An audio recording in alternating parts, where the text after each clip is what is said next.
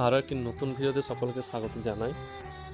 আমাদের আজকের যে সেটটি হয়েছে লাল টিন দিয়ে, তো এটি প্রায় 550 স্কোয়ার ফুটের মতো হবে।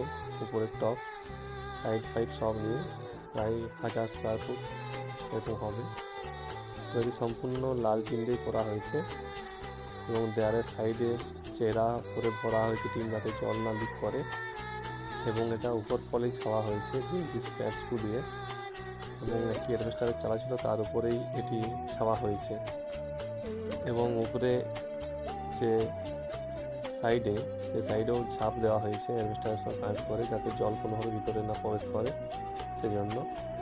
এবং সাইড থেকে লুকটা এরকম দেখাচ্ছে, দুটো ছাদ করা হয়েছে দুদিকে ঢাল করে, এবং সামনে পাইপ লাগানো আছে পুরোটাই।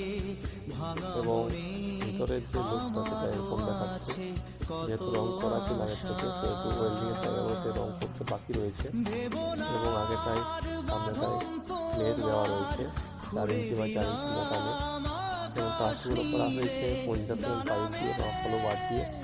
এবং ট্রাস্টের যে কাঁচি বা ভার্টিক্যাল হওয়ার যে বাটাম রয়েছে অর্থাৎ পাল্লি, সেগুলো দেওয়া হয়েছে 40 mm বাদ দিয়ে।